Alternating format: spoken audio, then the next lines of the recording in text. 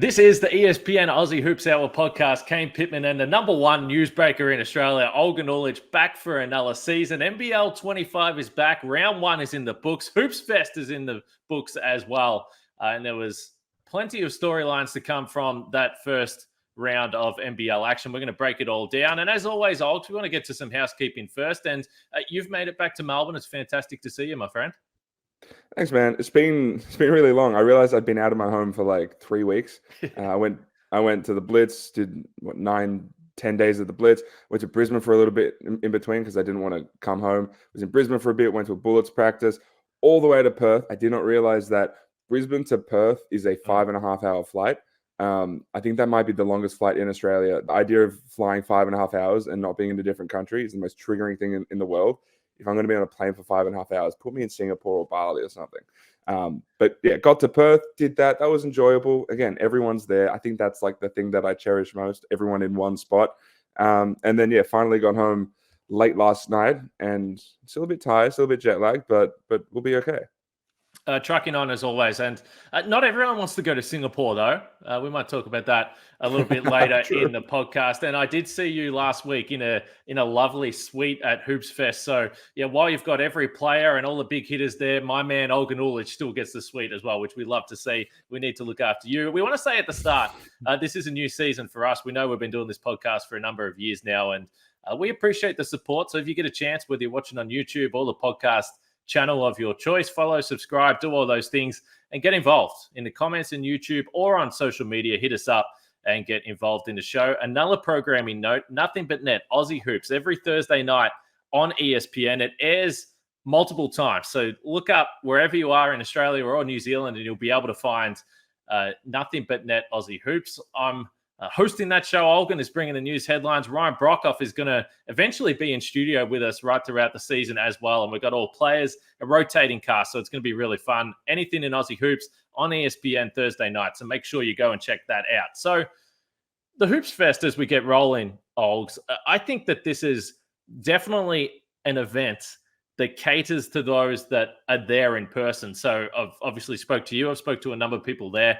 Nothing but positive things to be said about what went down in Perth. So you were there.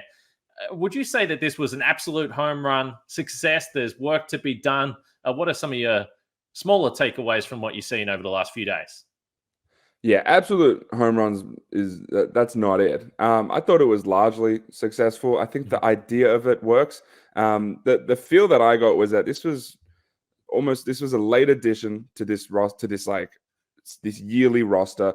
The government came in, they offered a ton of money. The NBL wanted to do something like this, so they came together and they just implanted it there. And you can tell that it was sort of just very swiftly put into this schedule because of who was playing who as well. It was United against the Jack Jumpers, and they're going to play each other again this week. It was the Southeast Melbourne Phoenix against Perth. They're going to have 3 games in Perth this season, right? Which doesn't feel fair. Obviously, that game should go to a team that's only going to play Perth one other time the regular season. But there were things that I really liked. Again, I like the entire basketball community in Australia and internationally coming together. That is very cool. We do that at the Blitz. It's good to do it there as well. I didn't get to the fan zone as much, but it was sort of planted right in the middle of the city. I sort of got there accidentally one day. I was just on a little walk. I came across it, and it was cool. It was basically setting up a court and a bunch of grandstands in this open area in the middle of Perth. And people came in. They had different activations there. Players went through there. I enjoyed that part of it. The idea of the boombox. So it was Hayden James, the DJ, in the boombox on one end of the court. Naturally, that just wipes out a ton of seats. But watching it, I think a lot of players going into it thought it might be a distraction. It really wasn't. It was actually completely fine.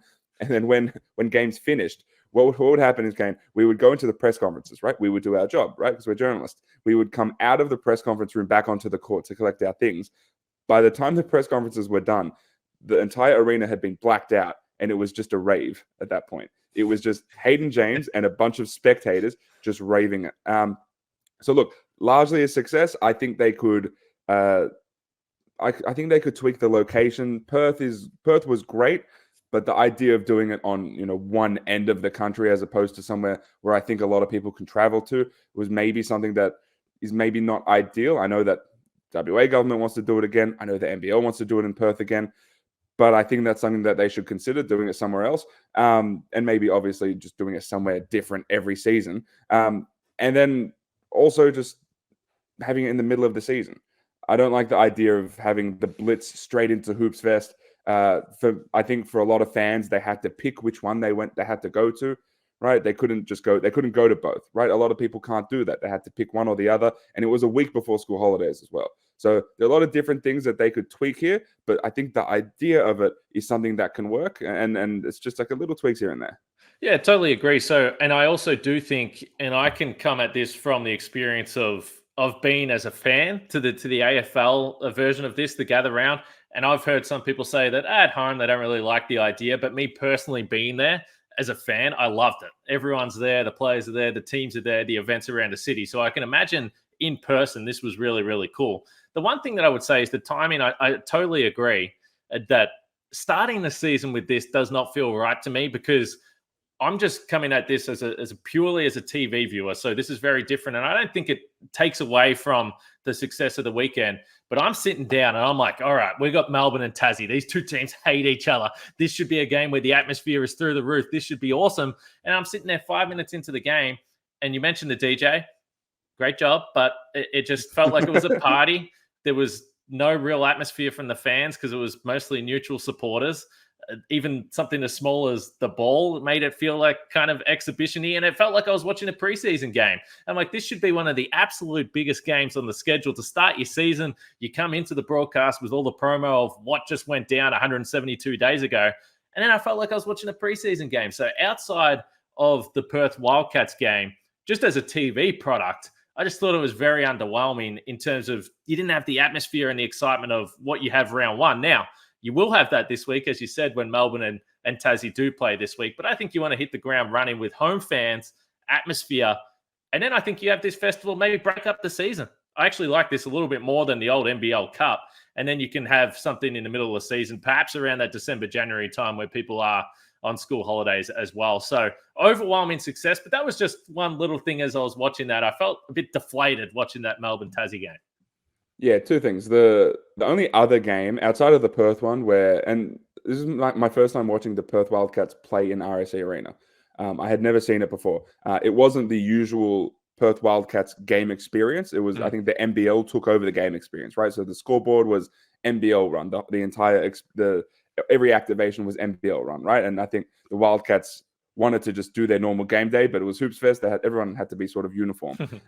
Outside of that game, the only other game where the fans really picked a side was the 36ers Kings game, because I think Montrezl Harrell won a lot of people over. It was weird. At the start of the game, it was very, very neutral. And then in the middle of the game, once Montrezl Harrell had sort of made his mark and done some very Montrezl Harrell things, the PA, Eric Stevens, the PA announcer, said, "Who you got? The Kings?" The crowd like muffled cheers. 36ers, I think everyone cheered. So he won people over. That was like the only time where you really saw a neutral crowd really pick a side. As far as doing this in the middle of the season, that was something I got from NBA guys there as well. The idea of, they'll come to the Blitz and they'll see these prospects in action. But there is a material difference seeing these guys in September versus seeing them in December or January, right? There's a reason why a lot of teams come in January, because they want to see a lot of these young guys get their footing, right? We saw Rocco Zikarsky, for example, play 6 minutes. He will find his footing a little bit more. He'll get into a rhythm and he'll be better by the time December or January comes, right? And I think being able to see these guys at the Blitz and then seeing their improvement, that's like a part of the indicators that NBA teams are looking for as well, seeing how much guys improve over time. And once teams are settled, coaches sort of locking in rotations and things like that. So there's value for NBA guys to come in the middle of the season too. Again, breaking them up just feels right, because I don't think the Blitz is going anywhere and I don't think HoopsFest is going anywhere. Having them one after the other feels like a waste almost. It feels like you're using this like big potential media thing, but you're just putting it into like one big run. And I feel like you could split them up and get sort of two big hits at a media cycle. Yeah, I think you're right. And overall, though, we see this constantly with the NBL and Larry. They're willing to try things. They'll dive in and attempt these things. So again, this is like picking at something that was really cool and saying, okay, how can this become a fixture moving forward? It seems like it's going to be, whether it is in WA or wherever it may be. I think there's benefits the whole way through. So overall, for the first time around, I thought it was cool. But I'm really excited for this week now to get into home venues and home fans and really kick off some of those rivalries, starting with a throwdown on Thursday night on ESPN as well. So you mentioned the Sydney Kings and the Adelaide 36ers, by far the best game this weekend. This was so entertaining, and it does bring us to PointsBet built different. And we discussed who we were going to talk about here, and I threw this at you. This man, Sydney Kings. No, it's not Xavier Cooks was dominant. No, it's not Jalen Adams that was dominant. We're going to Kelly LePepe because he was a beast in this game. And forget the box score stats. 5 points, 5 rebounds, only 2 offensive rebounds. I'm looking at the statisticians because I think you've made some errors here because it felt like he had 14. But the defense, the individual defense was unbelievable. The athleticism of this man. Yes, they're going to talk about how he is built different, but he's starting on this team that is loaded with talent. And I thought he had a major impact in this game, in his first NBL game. I was really impressed. Yeah, people will always bring up, he's 120 kilos and he looks cartoonish, right? With how built and how lean, but how strong he is. The strength is the thing, though, right? His ability to move people, right, in the paint. He'll push guys out of the way. He will get in position for offensive rebounds because of that strength. And then the thing he didn't show in this game, which I think he'll show over the course of the season, we've seen it during the Blitz, is the touch.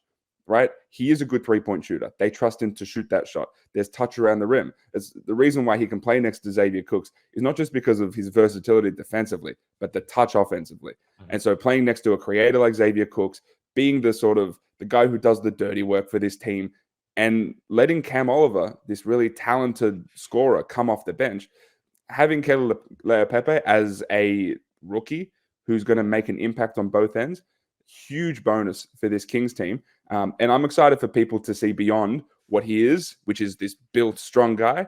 And I'm excited for people to see the grace in his game.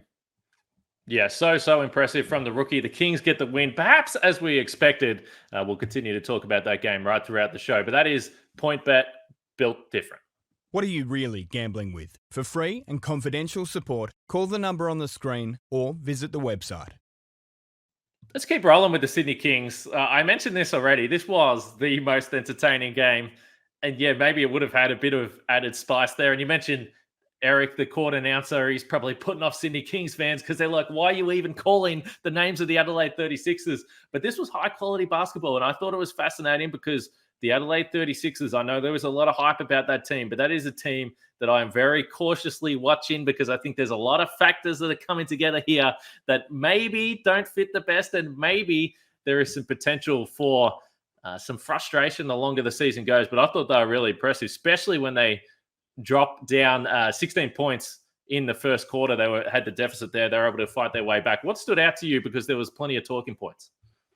Yeah, this was such a funky game because you look at both box scores, right? And it's Bul Kuol played 20 minutes and he was a plus 39.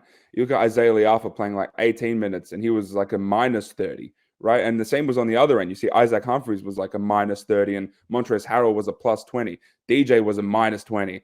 Tui was a plus 31. So like it was really, there were shifts in this game and it was almost awkward, right? And it's, those numbers like aren't purely indicative of how those guys played. It may be more indicative of just how good some of those dudes on, high end plus minuses were.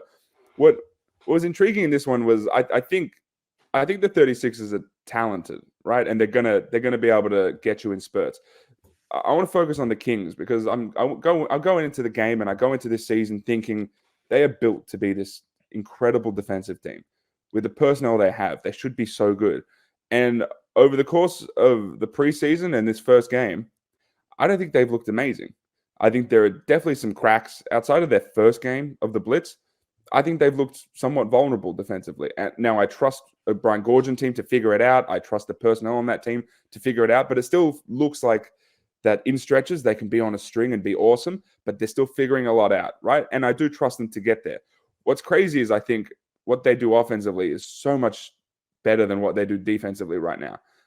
They are so high-powered offensively, and to a point where on any given night, they're going to drop 100 points. And it's basically just how much you can score on the other end.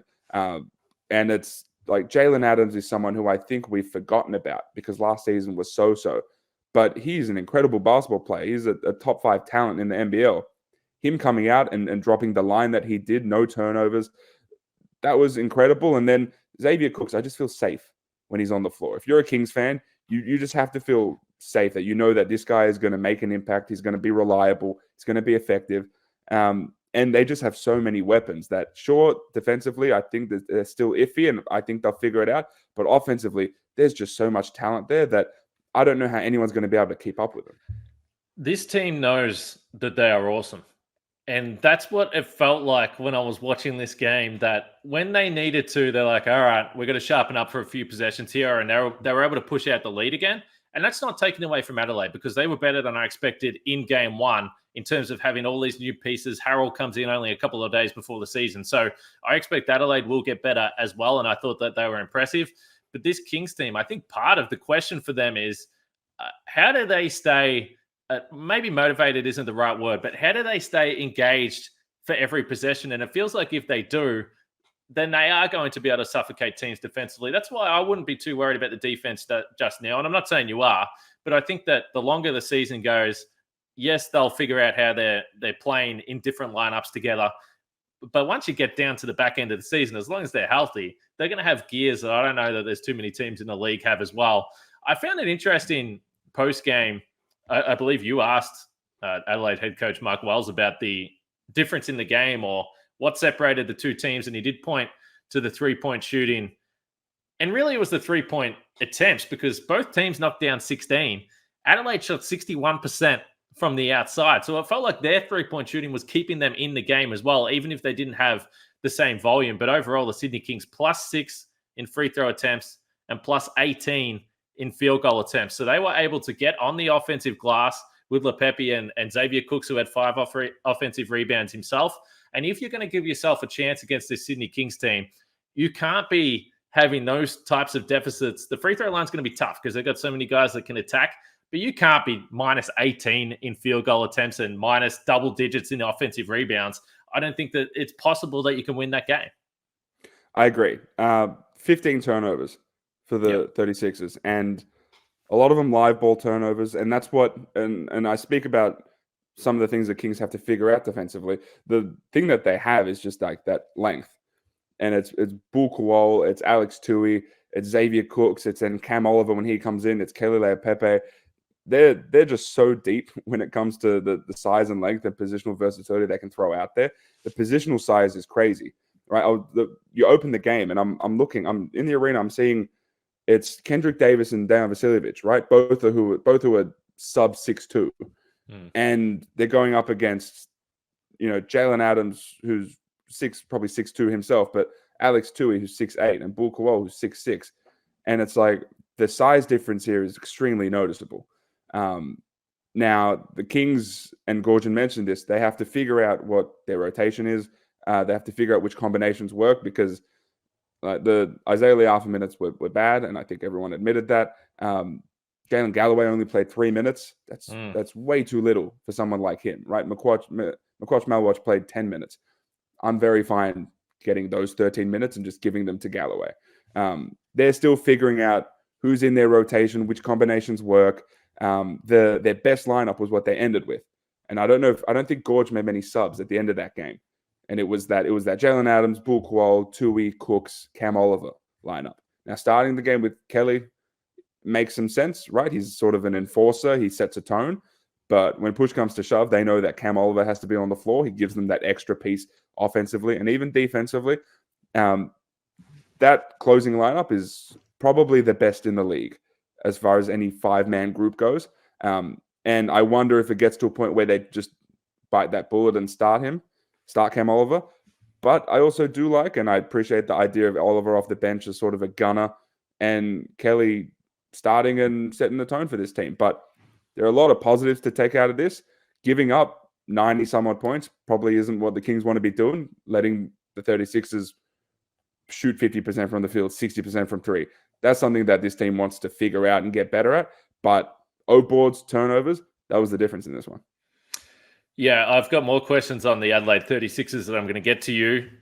Perhaps on Thursday night on Nothing But Net, Aussie Hoops as well. But the 36ers and the Sydney Kings, clearly the most entertaining game for me in week one. Hey, I've got a new segment I want to do weekly here. And maybe this is putting the pressure on you a little bit because I'm not at these games here in the US. So I get onto the press conferences and I look at them and I say, come on, let's see what hard-hitting questions we've got from the journos. And then I take some notes of the curiosities I've got from the press conferences. So I've got a list here of things I want to run by you. You were there, and you tell me what the feedback was or what the feeling was. Let's start with Scott Roth. So the Jack Jumpers lose game one against Melbourne United. They're on demand. They've had a tough schedule. They've been happy to tell us about that.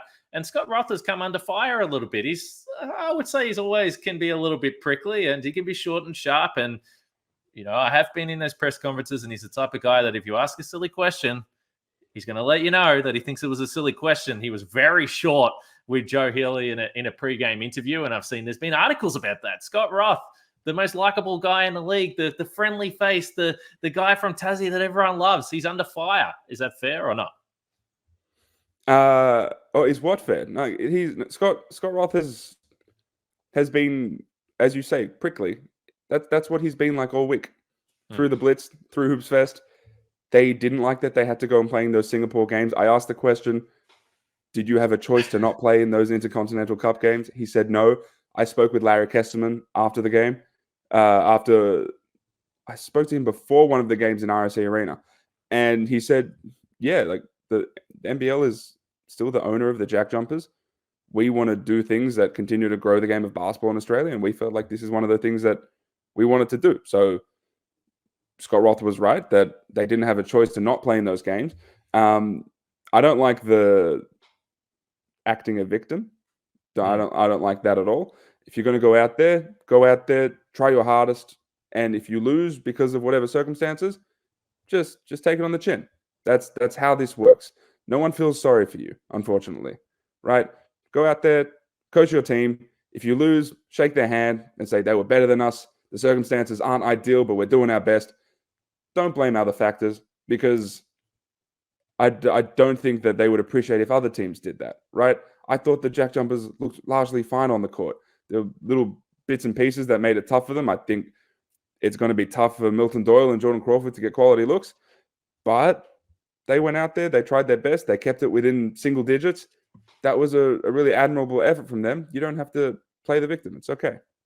Yeah, I thought they battled pretty hard in this game as well. The only other thing I would say, particularly with the pre-game interview, and personally, we've been in that situation where if you do it and you do enough interviews, you are going to do interviews where the person you're talking to, doesn't want to be there. They don't want to give you an answer. They can't be bothered.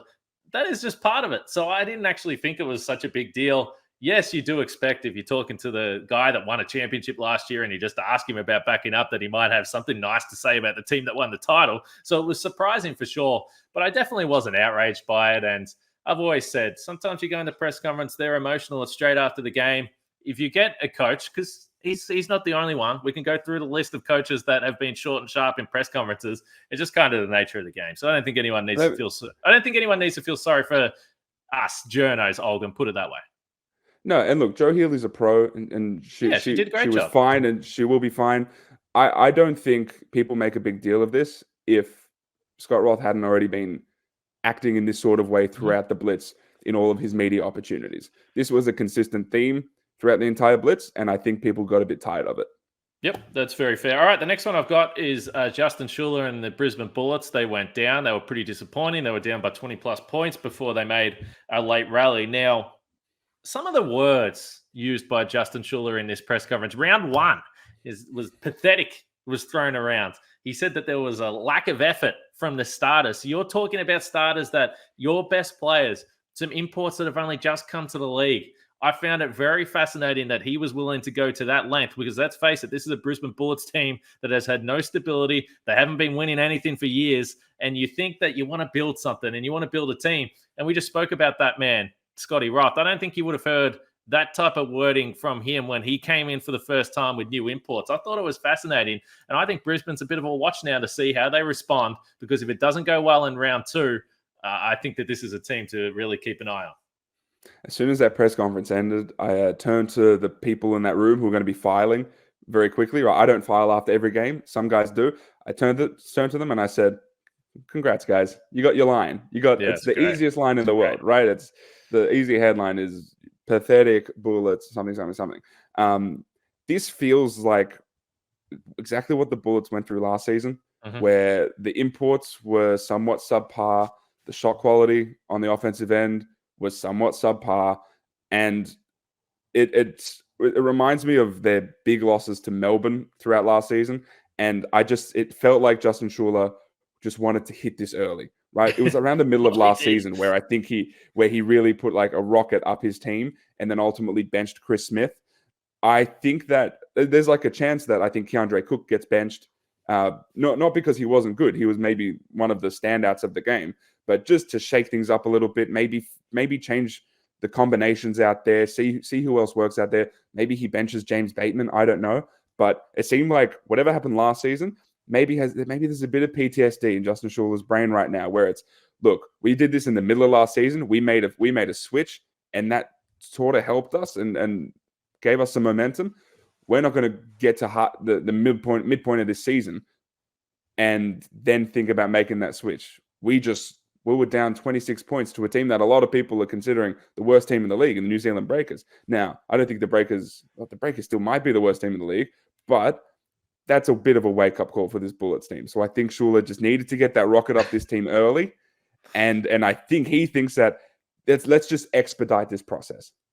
He was asked about Cook, the performance, and he said, yeah, well, we know he's a bucket getter, but he basically played no defense. That was paraphrasing basically what he said. So, yeah, he was hot after this game. And I've got the Brisbane Bullets circled for this week. They're must watch just to see that effort, see if they can play defense, and see if they can be competitive. So, Brisbane Bullets team to watch. Wollongong, and then versus Sydney at home for their home opener at the Brisbane Entertainment Centre. This was the Breakers game. That's why also I think it was triggering. This was their must-win game because I don't think they're favoured to win those next two games. Starting the season 0-3 is scary.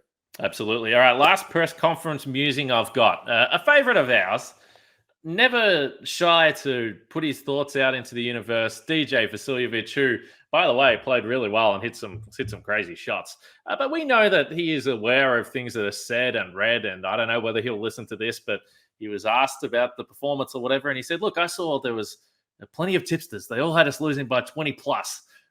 Well, they still didn't win the game. So I don't know if I would have gone with that line personally. But then he also referenced they'll be ready for playoffs once this team continues to come together.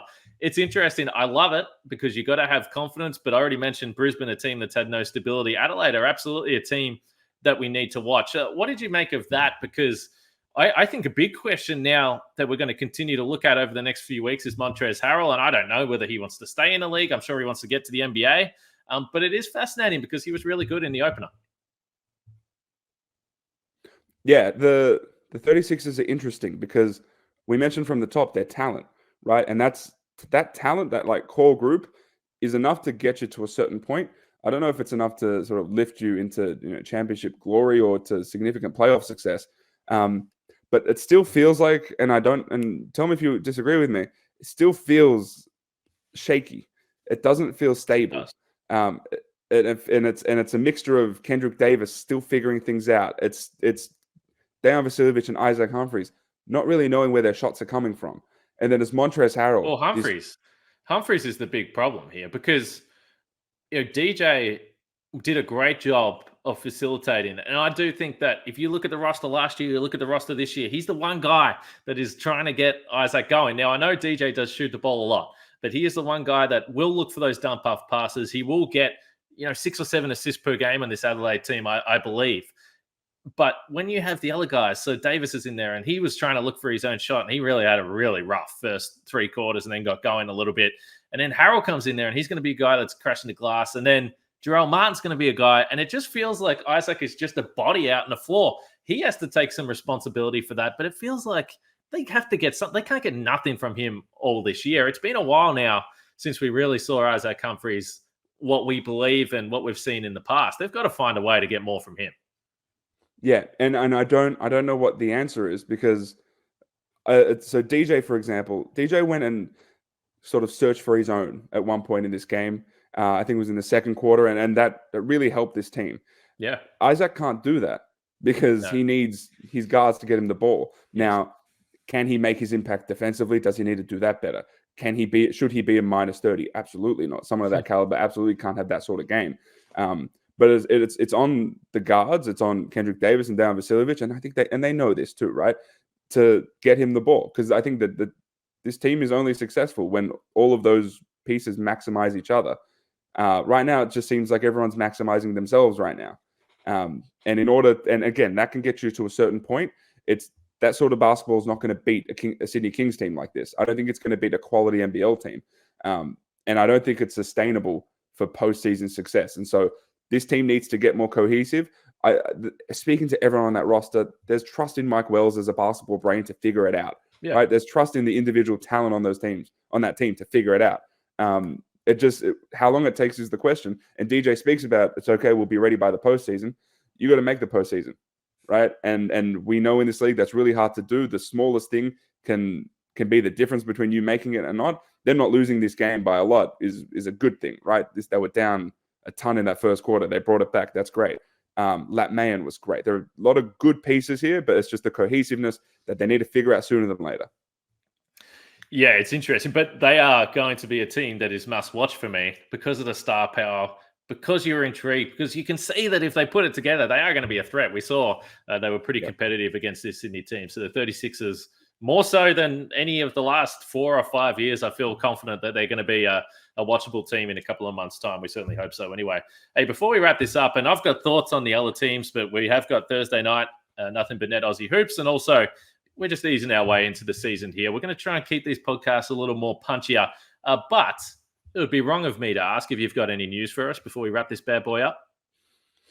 Yeah, we do. We got some New Zealand Breakers, right? They have a game against the Phoenix, and then they go and play 3 NBA preseason games. Crazy. I'm going to keep saying it's crazy, Olgs, but hey, go for it, boys. A lot of games. And you know what? They won their first game. That is an absolute win for this franchise, because going to those preseason games 0-2 would be horrific. I'm told that Taco Fall is joining this team. The big fella. 7'6", big fella, played with the Celtics for a bit, played with the Cavaliers. Just little spot minutes here and there for those teams over the past 3 years. He's joining the Breakers for these preseason games. Now, there's not an expectation, nor is there a true desire to really sign this guy beyond the preseason games. They like Freddie Gillespie. They like Matt Mooney. But Taco Fall will join the team for those 3 preseason games, play with them through those games, and then go off to do whatever else he's doing in his pro career. But that's a fun one. It's just a way to get eyeballs on this game. There's a reason to watch this team. If you're a Breakers fan or an NBL fan, you're watching this team. If you're a fan of those NBA teams, you're watching it. But this is a chance for other people to get eyes on this game. And Taco Fall is like a famous person, so he does that. Yeah, certainly is. He would be a crowd favorite if he, for whatever reason, did make his way out to Australia or New Zealand as well. And the Breakers, I say, why do they keep doing it? Because we've had the same argument on this podcast. I think it completely derails your NBL season. But the Breakers have been certainly progressive in the way of trying to continue that relationship, always putting their hand up and being great at marketing the team, not only in New Zealand, but on an international scale as well. So you understand why they're doing it. But I'm just not sure it's the best thing for them. Well, this was a pretty solid first round in Perth, HoopsFest, as we said off the top. I think the league would certainly walk away from that feeling pretty happy. And it starts again Thursday night with a throwdown, Melbourne and Phoenix. Home crowds, I think it should be a nice atmosphere. United, we didn't even bring up. They looked very nice, and the defense is going to be terrifying as we expected. Daly was awesome. But Olgs, it's good to be back, my friend. It's good to get things rolling again. Yeah, and I'm excited to get to a throwdown. That's the first real NBL game I'm going to this season. HoopsFest was great, but going to a throwdown, home fans in the arena, I'm excited, and I'm excited just to watch them on TV too. I've watched a ton of in-person basketball, and I miss that at times. But being able to just sit back and watch it, listen to the commentary, I'm excited for this season to get going.